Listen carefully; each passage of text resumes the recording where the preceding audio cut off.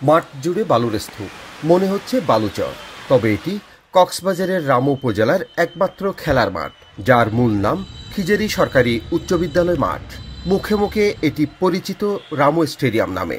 তবে এই মাঠে এখন আর হয় না কোনো খেলা। সঠিক পরিচর্যার অভাবে এই ভেন্যু পরিণত হয়েছে এখন বালুচরে। এটা এখন বালুচর। এখানে এটা কোনো মনে করেন যে ফুটবল বলেন, ফুটবলের হলো সমস্যা, ক্রিকেট বলেন, ক্রিকেটের হলো সমস্যা।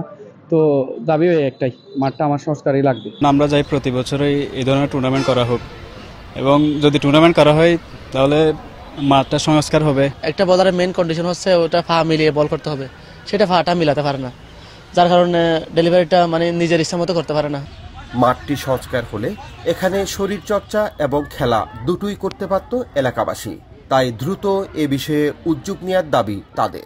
মানে যত ধরনের অনুষ্ঠান আছে সবগুলো এখানে হয়ে থাকে, কিন্তু এখানে দেওয়ার কথা ছিল মাটি, কিন্তু বালু দিয়ে তারা এটা একটা বালুর ছড় করে ফেলছে আর কি। তো আমরা চাই এই মাঠটা সংস্কার হোক, আমরা রামুর ঐতিহ্য আবার ফিরে পাই এই ক্রীড়াঙ্গনের। জাতীয় দলের খেলোয়াড় পর্যন্ত এই মাঠ থেকে উঠেছে, আমরাও জাতীয় পর্যন্ত খেলে আসছি, কিন্তু দুঃখের বিষয় সে পর্যন্ত অদ্যাবধি আমাদের মাঠের কোনো সংস্কার এখনো পর্যন্ত আমরা দেখতে পাই না। দুঃখের বিষয় হচ্ছে যে উপজেলা প্রশাসন যখন এখানে বিভিন্ন উৎসব কিংবা জাতীয় দিবস পালন করে, তারা ফায়ার সার্ভিসের মাধ্যমে এখানে এসে পানি দিয়ে কোনো মতো ধুলাবালি মুক্ত করে, কিন্তু কখন মাঠটা সংস্কারের প্রয়োজন অনুভব করেনি। আজকে এই করুণ দশার কারণ হলো এটা পরিবেশগত কারণে।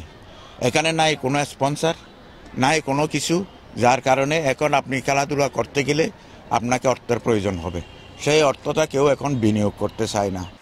রামুর ক্রীড়াঙ্গনের ঐতিহ্য ফিরিয়ে আনতে দ্রুতই মাঠ সংস্কারের উদ্যোগ নেওয়া হবে বলে জানিয়েছেন উপজেলা ক্রীড়া সংস্থার সভাপতি ও ইউএনও।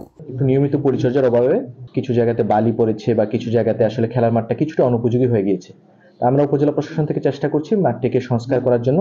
আমরা রিসেন্ট টাইমসে আমাদের একটা বরাদ্দ দিব ওখানে, এবং রমজান মাসে আমরা চেষ্টা করছি ফুল মাস ধরে এখানে একটা যাতে অন্তত আধুনিক না হলেও চলনসই পর্যায়ে যাতে মাঠটি যায় সে ব্যবস্থা করার জন্য। কর্মকর্তার আশ্বাসের অপেক্ষায় স্থানীয়রা। নানা কারণে রামুর ক্রীড়াঙ্গন ঝিমিয়ে পড়লেও এখনো ফুটবলে রামুর খেলোয়াড় ছাড়া কক্সবাজার জেলা টিম গঠন করা যায় না।